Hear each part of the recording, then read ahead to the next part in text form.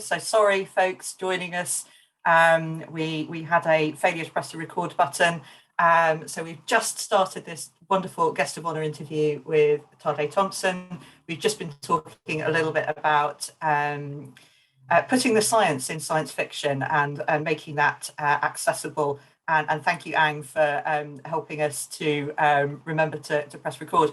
But we're talking about kind of the writing science in a way that is accessible to non-scientists, but is true to the science, and that kind of blend of science and fiction, and kind of how that plays through. And you talked there a little bit about kind of racial memory and kind of how our experiences of our parents and our grandparents kind of shape our biology, and it's really interesting, actually. I think those scientific studies around how, you know, famine and scarcity end up affecting the biology of one's descendants, and how that kind of carries through, and that feels like, I don't know, this is maybe a sort of slightly awkward segue, but I'm going to try and make it as smooth as possible. But it feels like there's a link there in terms of the impacts of our past on our presents and our futures. And I was quite struck as well reading Rosewater as how it sits within this community of post-colonial science fiction. And, you know, and it feels like that there's a sort of and I hate the idea of a cultural moment, and, you know, that's kind of put that to one side. But it feels like there is a growth in post-colonial work being published. And yes, there are some very long post-colonial writing going back to, you know, particularly Octavia Butler and Xenogenesis as an example. But an interesting set of where Rosewater takes a story about alien invasion as a metaphor for colonialism, and looks at that from the perspective of the colonized, which feels like a very different perspective. And you know, when we tell so many stories about colonizers and terraforming as a heroic achievement of humanity, where we are going out and colonizing the stars, inverting things and looking at it from the perspective of what does that feel like to be on the other end of it, feels like it sits within a kind of an interesting set of newer works around that are kind of looking at different ways of integrating with other species, or thinking about the impact of being the colonized. And I think one thing that really came through to me very strongly in reading Rosewater is the idea that kind of colonialism is both parasitic but also persistent. It is a thing that sits outside and on top, but it is also not something that you can undo. You know, there's this kind of giant rosewater fungus that has invaded West Africa and sits there and is delivering some short-term benefits to the community, but it's not a thing that can be got rid of. There is an element of it. It is there now, and we have to learn to live with it, and its effects have permanence. So it actually speaks to, in terms of it being a moment, it actually speaks to the environment. In a roundabout way, all of this is actually about the fact that we are destroying the world. So the ideas, you know, the old ideas of we are going to conquer the planet, to conquer an environment, we are going to exploit an environment. Those are the ideas that led us to where we are right now, to the, you know, to where we are with global warming and the destruction of the environment and everything. That's what got us here. Like, we have to exploit fully every environment that we find ourselves in, and you get yourself a great industrialist hero for being able to do that, right? And you are made into a hero in the press. And our fantastical heroes are pretty much the same. They're the ones who bravely go out into the universe and find a virgin planet and conquer it, and then have resources and human being. You know, we spread out all over the place in that manner. Looking at it from the perspective of the people who were colonized actually will help to reframe a lot of stories, and a lot of attitudes that we have about what should we do, or how should we encounter other civilizations, how should we encounter other environments. Should we try to be in charge of it, or should we actually pull back a little bit and try to understand it and maybe visit it, but don't think, okay, yes, this too is mine. Everything you can see from horizon to horizon is yours. Maybe those attitudes need to be rethought. And a lot of the work that we're talking about here is trying to do that. So the idea that you can't really get rid of colonization is the idea that it's taken root in our minds. There's neo-colonization, it's within us. My idea is actually that I'm not actually talking very much about the future. I'm actually talking about the present as it is influenced by reframing the past. I see myself as a kind of colloquial historian who will reframe events as much as possible in my work or in my Twitter feed, whatever, in as simple terms as possible that people can understand. Because there are a lot of things that we take for granted in our history books or the way we're taught about things that actually, if you look at the facts, the facts don't support those points of view. So I see it as my place to reframe histories that we've had. And sometimes that might be in a futuristic science fiction story that is actually reframing something that's happened. And sometimes it might just be how I troll the British Museum. And I will continue to troll the British Museum until they return the bronzes to my country. I don't particularly choose how I will do it, but I spend a lot of time reading history, and I feel like a lot of things need to be reframed. That's what I do. Yeah, and it's kind of there's a lot there about how do you make accommodations and live with that change. If the invading I think it's called a footholder, that kind of first wave of colonization and that kind of starting to change the space, and how do you make those accommodations? And it felt like some of the conversations in books like Sue Burke's Semiosis about integrating into the ecosystem in a planet rather than changing it to suit ourselves, and Adrian Tchaikovsky's Children of books, where the humans are tamed by the spiders and improved and bettered and made less violent and less nasty and more collaborative. But there was also I really loved in the books the kind of that nuance around it's a very nuanced portrayal, because there are benefits for the people in Rosewater. There is the free electricity, there is the health and the healing that comes from that initial impact of this invader coming in, and it's only this kind of slow reveal through the stories that this is actually a bit more complex, and and there is bad there as well as good, but also tensions within the invader. It's not a monolithic set of colonization. There are competing interests and debates about what the right path should be, the consequences of which are directly felt within Rosewater and the community about it. Yeah, and of course that what that actually speaks to is how it was done. So we got a first wave of people who were explorers or who were supposed to be explorers, and that was mixed up with missionaries at the same time. And they came with a foreign religion and told us, hey, look, if someone hits you, turn the other cheek. This is our religion and everything. And they came with some modern medicine, contemporary medicine at the time and all of that. So there were benefits, there were some benefits, and there was the idea that, look, you don't have to fight with your brother, do all of that and all that. But in the end, now I don't know if that's what the missionaries were trying to do, but what it seemed like in retrospect is that they came to soften us up so that when others came along with the gun, we would not resist, and that's kind of what I was trying to portray there, that look, okay, yeah, there were benefits and all of that. There were benefits to all of it, but then underneath all of that was what they really wanted in the end. And of course, if you things to do with the scramble for Africa, whoever it is, if you look at Leopold II or whoever it is you want to trace that to, all of their empire building and their squabbling between themselves, it basically split up Africa along several different lines, and none of them were thinking about the African. They were just thinking about this is an area and the people to be exploited. And even the abolitionists weren't actually thinking about, they weren't actually thinking about the slaves per se. There are many ways to look at Britain's role, for example, in that, okay, America's wealth, how much of it was coming from slaves? So if we abolish slavery, What does it do to this former colony of ours, for example? There are many ways of looking at it.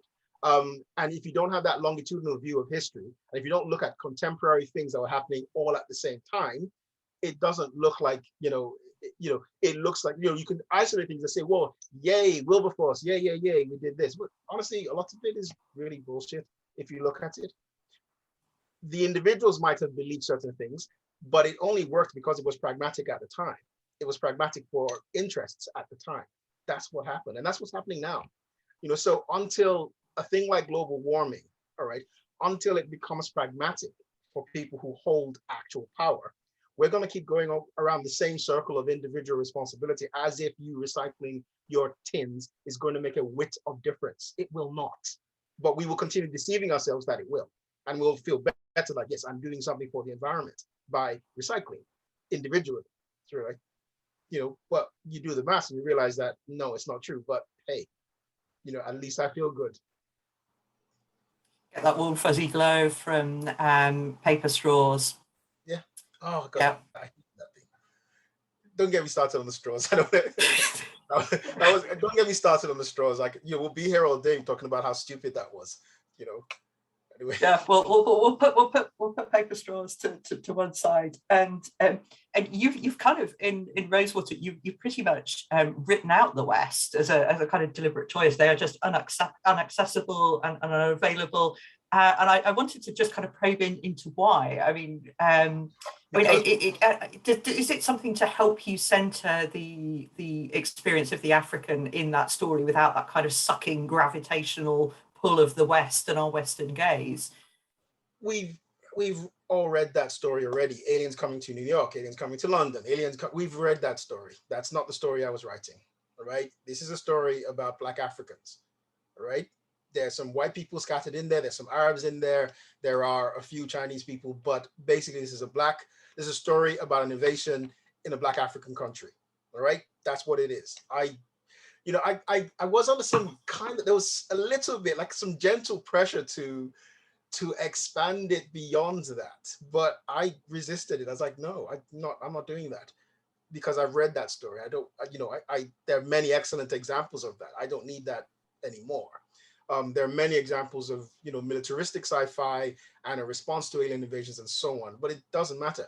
The West is there. The West are the aliens, It was always, alien invasion stories are always meant to be metaphors. They're not meant to be one thing. They're meant to be metaphors. They're meant to be, an idea of, a moving of one type of person to another type of person. One, with some kind of imbalance of technology or military might. That's what it's meant to be. And you can use, there's such versatile allegories. I think that we have somehow lost the idea that these are metaphors, and we luxuriate in the technology and in the violence of it more than trying to get the allegory of it out and trying to find the meaning of it. And nothing wrong with those stories, but I've read them, and that's not what I was trying to write. Oh, yeah. Now, in the chat, Ruth Boothers flagged up the kind of the point about this kind of great man theory of history that feels quite tied to our narrative and our storytelling. And there's a kind of a section in Rosewater that I absolutely love, and I'm going to read this out because I think it's a fantastic quotation, and it felt very much like this was you as the author speaking to us as the reader rather than any of the protagonists in your book. And it's a quote: "I am tired of women and men of destiny. The idea of a singular hero and a manifest destiny just makes us all lazy. There is no destiny, there is choice, there is action, and any other narrative perpetuates a myth that someone else out there will fix our problems with a magic sword and a blessing from the gods." And that feels like a kind of really explicit rejection of that kind of great man of history, kind of hero's journey, traditional type of narrative storytelling. It's a rebuke. It is a rebuke. It was a very deliberate rebuke. And honestly, I'm not going to start talking about Joseph Campbell because I really detest the hero's journey. I could go on a rant about that as well, but I'm not going to. It's amazing that it has lasted this long. And honestly, we actually have Star Wars to blame for that, for all the great things we have about Star Wars. it is Star Wars' fault that the hero's journey is ubiquitous. But we'll leave that to the side for a minute. The idea of a person of destiny, of one person doing the whole thing, is a lie. It was never true anyway. It was never one person. There was never one person doing it. What it is a collapse of narratives and recall bias. You collapse a whole bunch of narratives and everybody just remembers maybe the most dramatic person in a situation rather than the scores of people underneath or contemporaries of the person that were working on the same problem that actually led to that problem getting solved. There is no one person. We just like to tell ourselves stories that there was one person because it simplifies things. It is easier to, it's easier to digest and it's easier to tell people that yes, Alexander Graham Bell invented the telephone and that's that. Or Edison invented the light bulb. Those are not true statements, but we use them, we say them as if they are, and they tell us that in school as if it's true, right? But it's not. We just have to have one person, one shining person. The more photogenic you are, the more you can promote yourself, the more likely it is to be accepted as a fact, but it isn't. So all of, a lot of what we write in science fiction and in fantasy has this person of destiny in it and has this, it zooms into this one person. And I find that irritating most of the time. It's like, no, nobody, it's never, if you actually read people's biographies and if you read history, it's never really one person. So those may be good for fairy tales and bedtime stories, but for fiction that a thinking adult is going to read, I don't think it's acceptable. And especially because it also shapes our reality. It makes us think that's what happens in real life. Therefore, we wait around for some person to fix our problems. And that's, and that's sad because a lot of us could do a lot more if we realize that, look, actually it's everybody's effort that we can pool our efforts and get something done rather than waiting for one person, one prime minister or one president or one pope or whatever to fix it. It's not going to happen. No, it's not. And there's a kind of collective, collaborative action piece, and the being in the right place at the right time, as we know, is often not about that kind of moment of luck, but reflects a long history of kind of hard work to get to that point. And there's a kind of a bit where we seem to kind of default to liking quite uncomplicated heroes, and that kind of classic. If you look at the US Western film, that kind of white hat hero, and you know who the good guys and the bad guys are, and it's all nice and clean and easy, and there's a kind of a happy ever after ending. And you've given us a set of protagonists in your writing that feel a lot more complicated than that. So particularly, reading Rosewater, you have Caro as a first-person protagonist. He's not a nice person. And he is pretty high up my list of dreadful fictional boyfriends because he cheats on his girlfriend. He steals. He is violent. He is very rude to the people around him.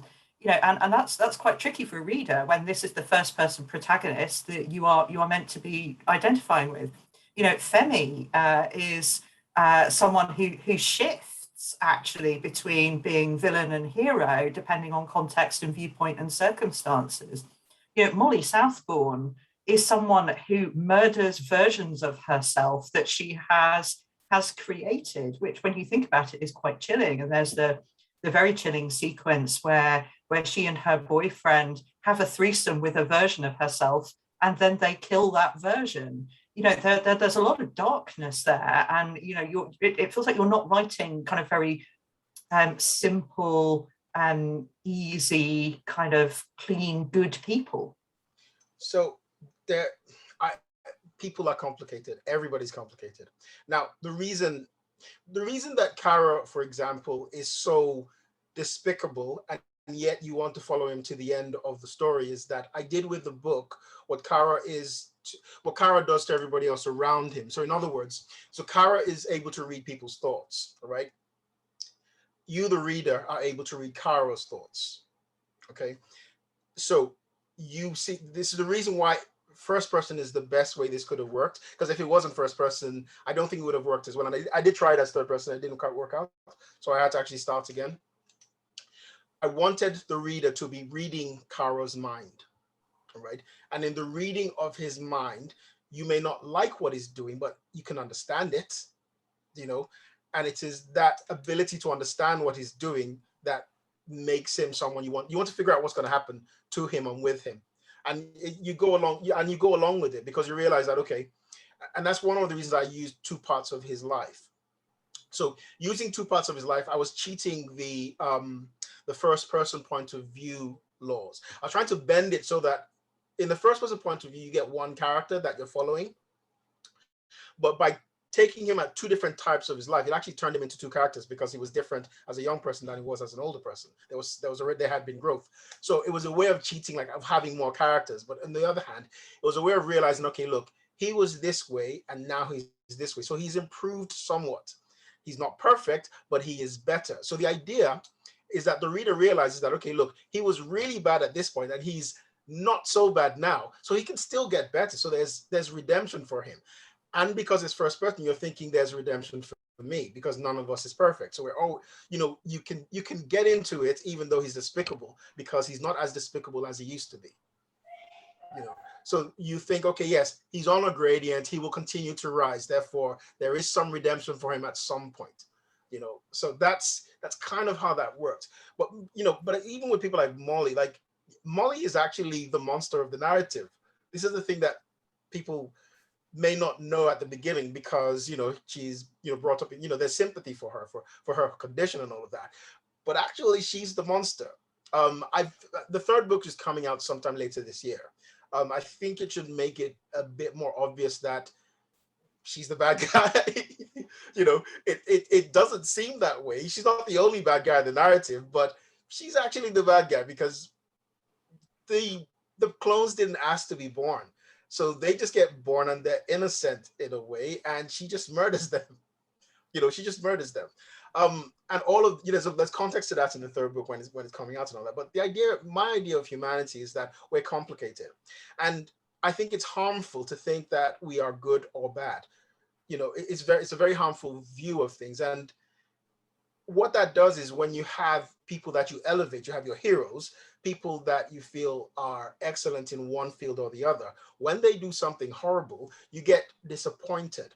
And that disappointment then comes out in rage and all kinds of displacement of anger. But what people are really angry about is that I thought this person was Snow White and they're not. Well, nobody is Snow White. That's a fairy tale. In actuality, we're complex beings. We come with light and dark aspects. We come with secrets. We come with a public persona, right? And it depends on context and motivation. We could fall on one side or the other of good or evil. And the fact that a person is evil doesn't mean that one, they think they're evil or that they will continue to be evil in every context. One of the things I believe in is that no supervillain, Hitler didn't think he was evil. I can't believe that Hitler thought he was evil. He didn't. All right. I mean, he was, but he didn't think he was. He thought he was doing a thing. None of the people that we vilify think that what they're doing is evil. The Unabomber didn't think he was evil. People have reasons for doing things. They have motivations, and it harms people or doesn't harm people. That's the way it turns out. Now, if we are trying to tell morality tales or fairy tales for children, that's one thing. Then you can make people all good and people all bad. But if you are dealing with adults need to be able to navigate real life. And navigating real life means knowing that human beings are complex messes. We just hold everything together in different contexts. So who you are at work is not who you are when you're playing your RPG. All right. You can be a really hard dungeon master. All right. But be, all sweet and flowers at work. Everything is contextual, and that's what I want to bring to my characters. The good guys have bad in them and the bad guys have good in them. All right. And it is circumstances and context that determines which way we consider, which way we decide, which way history decides that they fall. That's the way I see it. And that's the way I'll always write. We are all capable of being both heroes and villains and making choices about what we choose to do. So Joe said in chat that he thinks of himself as evil. Yeah.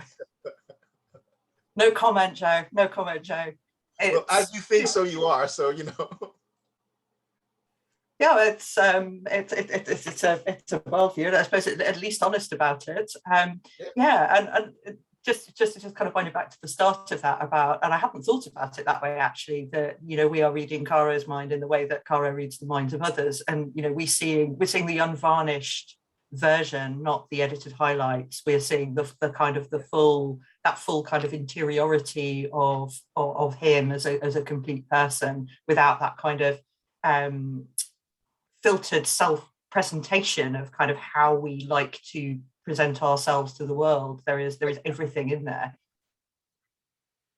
Yeah. And that is why his thoughts, which a lot of it are his thoughts, they seem despicable, but it's not, the filter for humanity hasn't been applied yet. So basically, this is what anybody might be like if they haven't decided, okay, look, hey, I'm a school teacher. I can't show this to my kids. I have to put my mask on for these people, or my mask on for this person. Being able to read someone's mind, you would come across things that would probably shock you. So, and that's the whole point. Yeah, and I imagine that in your day job, you work as a psychiatrist, you must kind of get to see kind of a lot of that at first hand, and dealing with people in crisis, and kind of how our psyches kind of come together, and to varying and lesser levels of functionality. Yeah, I do. I can't talk about my work, but I can say that people are stripped of their pretenses a lot by the time they get to me. So I get to see a lot of people without the masks on. Let's put it that way. Yeah, and I've seen you talk a little bit at other events about the kind of the long tail mental health impacts of the current pandemic. We are doing this virtually, and we are kind of distanced from one another geographically, and kind of isolated for all sorts of reasons. But I've heard you talk about kind of an expected impact that will hit us not now in the crisis, but once the crisis is over, that we'll sort of start to see all of that coming through. Yeah, one of the things, I mean, this is it's quite well known. So suicides during wars, for example, are actually lower than when it's not a war. And those phenomena have been studied. Like, look, when there is a mass crisis, a crisis with everybody, what initially happens is everybody kind of pulls up their resources and says, well, okay, yes, if you were paranoid about it, then it doesn't matter because it's actually happening. Therefore, your paranoia is actually justified, because yes, there is pestilence out there that is going to kill you, and everybody's in that same boat. So for a while, we kind of all pull together and we cope with it and all of that. But we're not actually designed to be these creatures who are under threat all the time, 24/7. So we're designed with an amygdala, right, which is small almond-shaped thing in your brain, that determines your emotional responses. We're designed to be able to run very quickly from immediate danger and hide or fight or negotiate or whatever gets us out of that immediate danger. And so we get pumped full of hormones that allow you to do that. Now, that works in the short term, but in the long term, those same hormones, your adrenaline, your cortisol, all of those things that help you in the short phase don't help you in the long phase. So prolonged, cortisol is a steroid. It's a steroid hormone. In the long phase, what it then does to you is that it raises your blood pressure. It can cause depression. It can actually cause the shrinking of neurons in your hippocampus. Hippocampus is where your memory is. Your ability to think becomes impaired, basically because of long-standing cortisol exposure. And you'll hear people talking about the pandemic, like lockdown fog or brain fog during, I actually think it's because you're being exposed to this cortisol for a very long period of time that your thinking is beginning to get impaired. The good news, though, is that it's reversible. So when things go back to normal, you can actually get your normal functioning back. So you should be able to get back on the horse, so to speak. Lockdown is not, it's not great for us because we've all evolved to be social, and not just a matter of seeing each other like we are right now, or hearing each other like we are right now, but also smelling each other and touching each other. The smell part of it, like, smelling people's body odor and bad breath, we may complain about it, but it's part of being human, part of being in a crowd. Even if you're like me and you don't like crowds a lot, you still kind of need them to set yourself in humanity, to be part of, to be part of the human race, so to speak. So those are the things that we're losing, but luckily we are kind of winning the fight against COVID. So we are kind of we're going to get back to normal, to some degree of normal. I don't think masks are going to go away entirely ever, because again, this is not going to be our only pandemic. Unfortunately, it is going to, there is going to be another one, because that's the world we live in right now. But we can live with the new normal. We'll be able to gather again, until next time. And it's not as if this wasn't predicted. This pandemic was predicted. Like, my favorite predictor was New Scientist. New Scientist said this was going to happen in 2017. So it is going to happen again, but it is solvable. And the solvable part of it is that, we have to recognize that science has a reason for telling to wear a mask, and that vaccines are a good thing. And like, being an anti-vaxxer is just fucking stupid. I don't know how else to put it. Science has a solution for things. Nothing is perfect, but we're still here. There's a reason for that. Yeah. And a quick reminder to folks: pop your questions in the chat. Joe is being an absolute hero and is pulling them out for me in a separate Google document, which will make it much easier for pulling those out. So please bring your questions into the chat. So on a kind of sort of slightly, because we've had this has been quite a kind of a heavy conversation thus far, and so just on this kind of slightly lighter note. I was doing my research for this interview and stumbled across your new author video for Orbit, sort of back from when Rosewater was first published. It's on YouTube.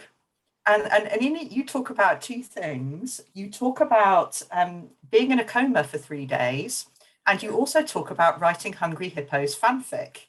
Yes. So could you tell us about both of those things? Because I am really curious about both the coma and the Hungry Hippos fanfic. I am not telling you about Hungry Hippos. I am literally, I have buried that really deep and down. Nobody is ever going to see that. I have promised myself and my progeny that nobody will ever see them ever.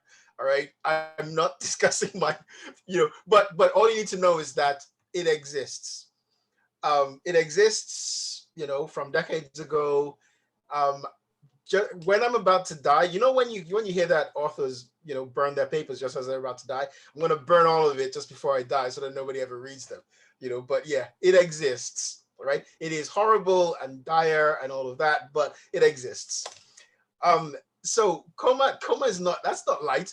I got encephalitis sometime in 1989. I got encephalitis. And I just had this headache. So I went to my dad and said, look, I have this headache. And he said my eyes were really red. And I said, okay, I'm just going to have a nap. So I went to have a nap. And then I found myself in this strange world where it was essentially grayscale. There were no colors at all. And I was just wandering around this kind of forest kind of place and everything. And I was being attacked by a giant cat. And so the day I woke up was the day the cat actually caught me.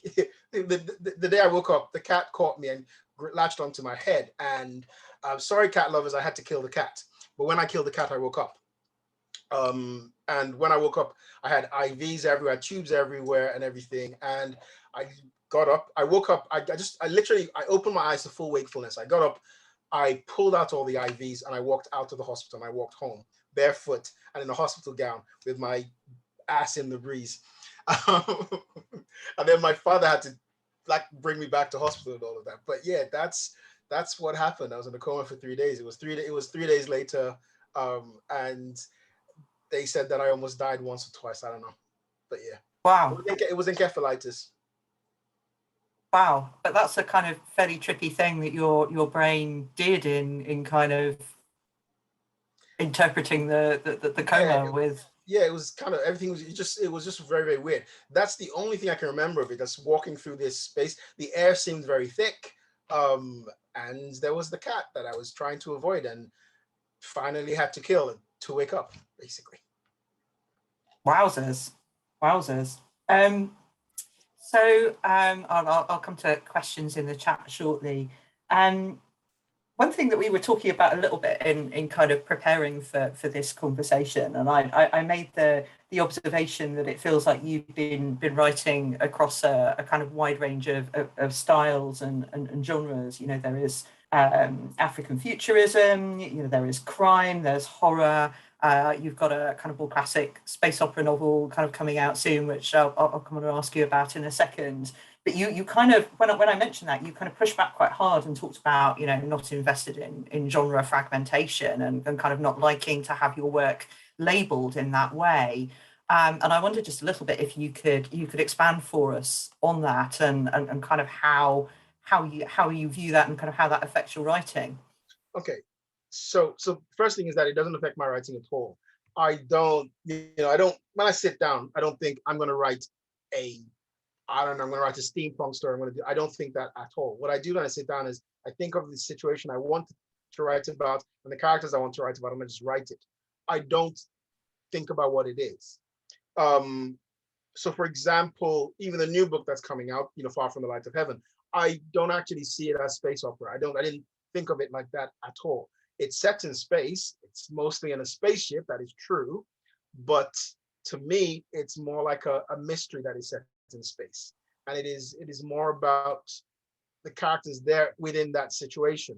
It's science fiction, without a doubt, okay? But I wouldn't, I think calling it a space opera would be going too far because it doesn't have those grand empire-like things that you offer, or even the militaristic thing that you sometimes get in space operas and all.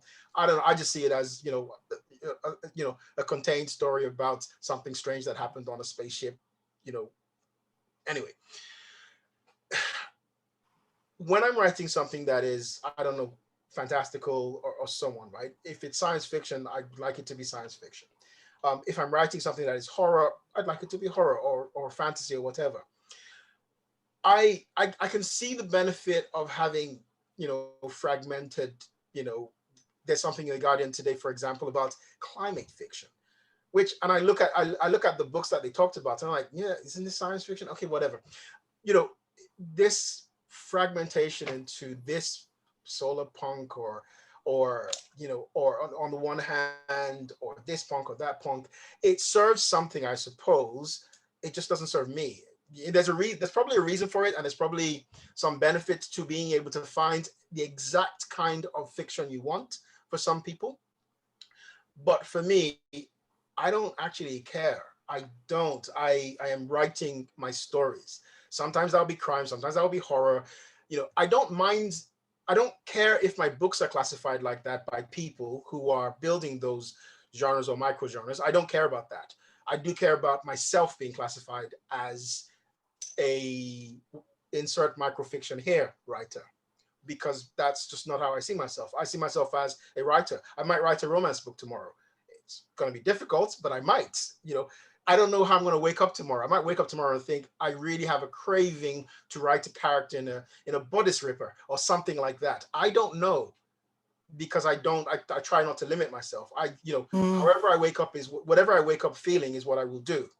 But if I have myself hidebound in a definition like, oh yes, I'm an Afrofuturist, then anybody who's reading anything will expect, okay, he's going to write an Afrofuturist book. But whereas that's not the case. The book that's coming out after the third Molly Southbourne book isn't even science fiction or fantasy or horror at all. It's something completely different, all right, that I really enjoyed writing, but it's completely different, and I will do that.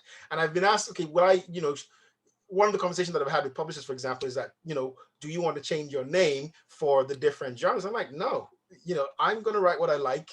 The readers will find them if they want them. I just want to write good books. If the books are good, people will find them and read them. And that's all I want to do. It's not to say that the idea of the fragmentation, I call it fragmentation because I'm like, okay, look, if you look at the umbrella term science fiction, then there's so many little bits to it, you know, and all of that. And sometimes, you know, I don't know, sometimes it feels like it's maybe people want to be remembered for coining a term. Sometimes, you know, that's what I feel. Like, you know, if you want to make your way into the annals of science fiction history, then invent something. And therefore, whenever they talk about this, your name will be mentioned as the person who coined this phrase and all of that. And that's, you know, that may or may not be the case, but I don't care for it. I'm a science fiction writer sometimes, I'm a crime writer sometimes. I don't, you know, classifications are for people who sell books and offer books to people. So if I come up to a bookseller and I say, I quite fancy something that is uplifting, then the bookseller will be able to say, okay, fine, I've got some hope punk stuff, so I'm going to pick up some of that and give you something like that. Or I quite fancy something that is, you know, that is a bit dangerous, a little bit counterculture-y and in cyberspace. So someone goes and look, okay, what do I have in cyberpunk? You know, that makes that easy. You know, you can find the books that you want, right? And that's fine. You know, it's just not for me. And part of that is because I have a really big I don't like classifications, because to me classifications are very linked in my mind emotionally to discrimination. Because again, before discrimination happens, there tends to be a classification, us and them. All right. They, you know, they ask you, what's your ethnicity? Where are you from? Where are you really from? And then, you know, you get all these codes in forms and stuff like that. So to me, classifications are almost inherently discriminatory in some way. And I just don't like it. You know, even the idea when they would put your book in Black fiction in a library or in a bookshop, you know, those kinds of things. So I'm like, okay, well, fine. Yes, someone who wants to find Black protagonists should have a way to get there. But on the other hand, you're put in a ghetto where nobody else sees you, you know, in a bookshop. So I have very complex feelings about it. Really, but those are, you know, those are the feelings. I don't think it's inherently good or inherently bad. It's just not for me. Yeah, and there's a really good question here in the chat from Phoenix Alexander, kind of related to that, who's asking, you know, how do you negotiate that feeling of freedom when writing now, as opposed to when you were trying to get your first book published? Because obviously now you are a more established writer. You know, I wonder if that gives you a little bit more freedom to be experimental. You're an established writer who's won multiple awards. You know, does that make any of that stuff easier? Actually, so one way of doing this, what you'll find is that if you look, for example, at when I had a Facebook page, if you looked at what I was saying back then, and if you follow my Twitter all the way back to the beginning and see what I was saying then, you'll see consistency. Even when what I had decided to do before I got published, for example, by Orbit, what I decided to do was actually not care about any of that and just write the books that I want to write, and then basically go to small press, because I wasn't actually interested in where the books were published at the time. What I wanted was to just write whatever book I wanted to and then find some kind of venue for it. All right. I was thinking I just wanted to express myself. Right. And that's what Rosewater, in fact, my first two novels, Rosewater and Making Wolf, I published them through small press. I literally just, you know, I offered them to small press for very tiny advance and all of that. And I did that. And then I went back and started writing other things, because I'm not going to say I didn't care, but all I wanted was that I wanted to have a good artifact, a good book. Like, I wanted to be proud of the book in my hand. Like, yes, this is the book that I wrote, and it's out there. So anybody who wants to read what I've written can find it if they want to find it. And I'm just going to go move on to the next thing. That's what I was doing. My route to publication was kind of different. At some point, I'd actually stopped writing entirely. In 2009, I decided that I wasn't going to seek publication anymore. I'll just be writing my own stuff. You know, I'll just be writing for myself and not seek publication. And the reason for that was the short fiction market. Basically, the way it operates, I think, is insane.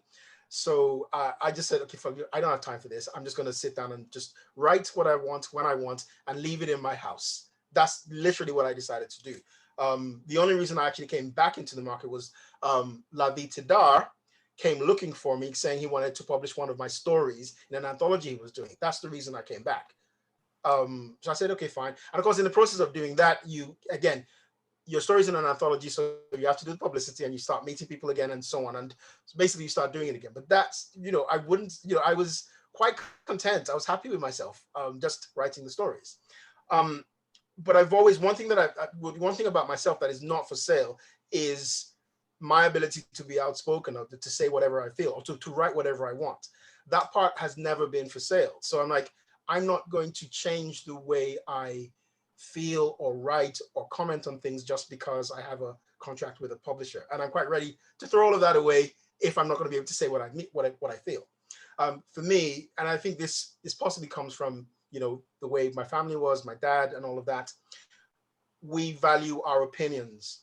And even if that means, because my father was detained in prison for that, even if it means you will suffer, in other words, people don't like what you said and therefore are not going to buy your books, or whoever has a contract over you will decide, okay, we're going to break your contract.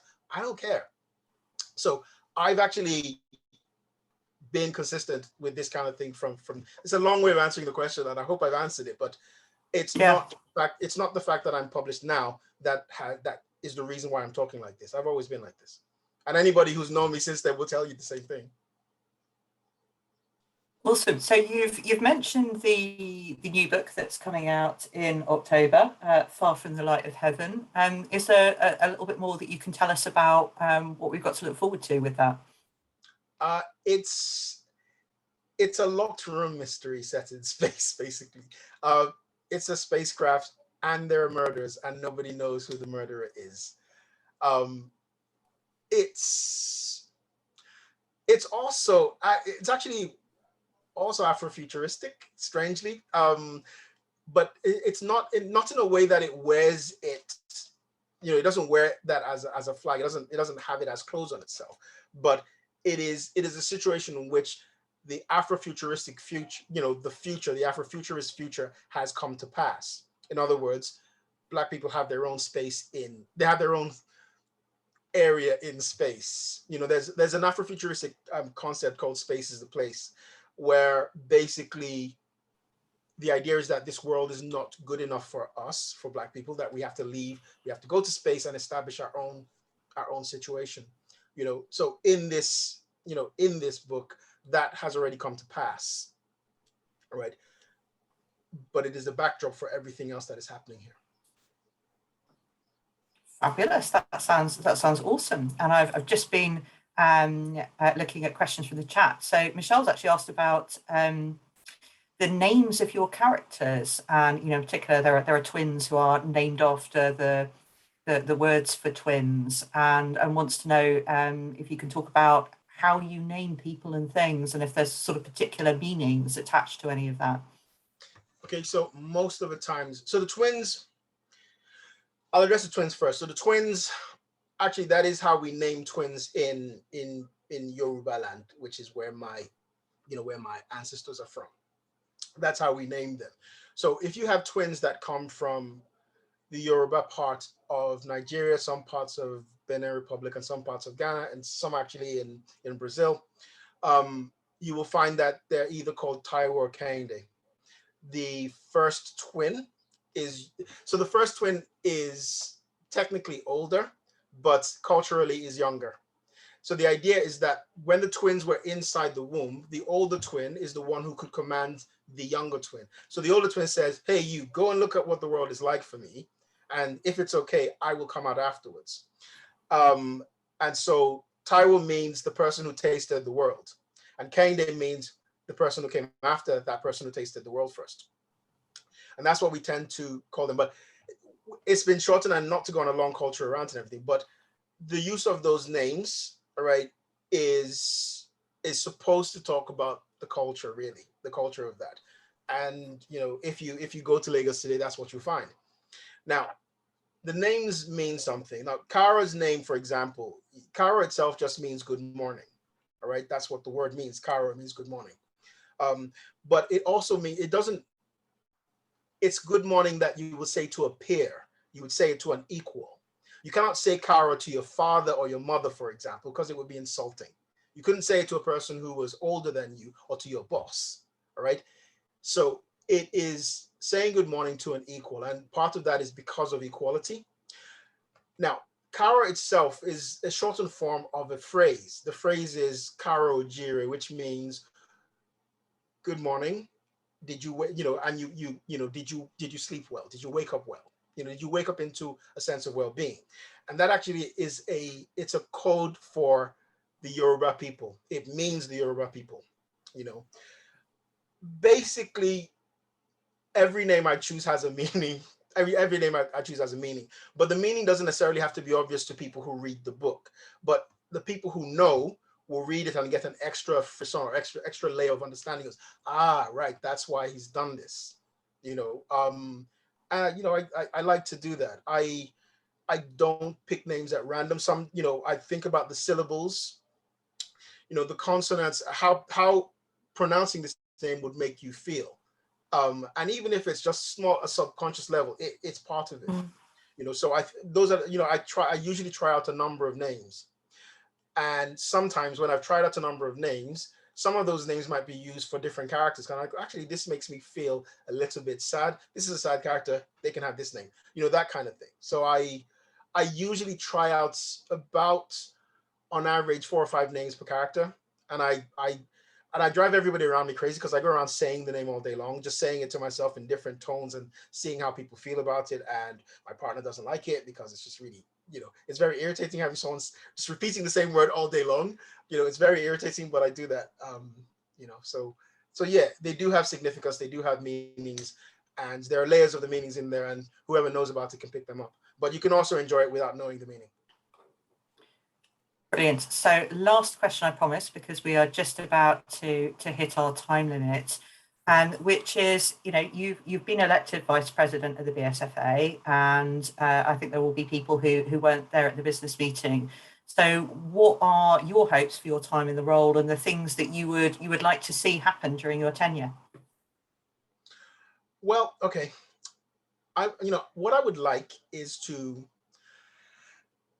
drag the organization into the light, of we can be everything that the genre needs us to be.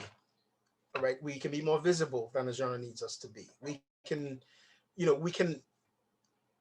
basically shine a science fiction light and stop being like the poor cousins of the literary establishment, which is kind of what we are right now, right? We have, some of the greatest science fiction writers who have existed have been from Britain, have been from the United Kingdom. We've got Frankenstein and Jekyll and Hyde. If you walk through the land, you will see essentially the history of science fiction, all here. Why then are we, kind of perceived as subordinate to other organizations like the Science Fiction Writers of America and so on? We have what we need here. We can use that. We can promote the genre, and that's what I want to see, to promote the genre, to diversify the genre, to basically, which it already has started, but to accept all types of science fiction, and to push that forward. That's what I want to do. How that's going to happen, I don't know. And of course, I'm the vice president. The vice president doesn't have any power. It's just a position. It's a, the vice president is like, what is the vice president like?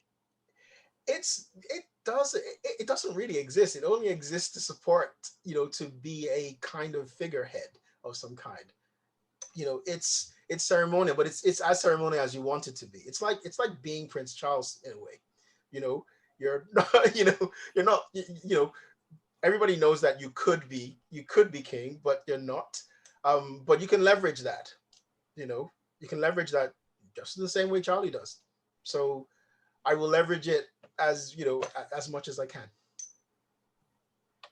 Awesome. And I think that is a fantastic note for us to end on. And I'm going to say thank you so much for your time today. I've really enjoyed this kind of incredibly thought-provoking conversation, and your forthright opinions about a whole host of issues. So I hope others enjoyed that as much as I did doing it. So I think I'm now, and there's lots of thanks happening in the chat. It's difficult to do kind of traditional rounds of applause on Zoom. I know there were emoji beers for Alison, our other guest of honour, earlier. But what I will do is, just as Yes, we now beer, at the end please. of the day, Give me beer. real beer.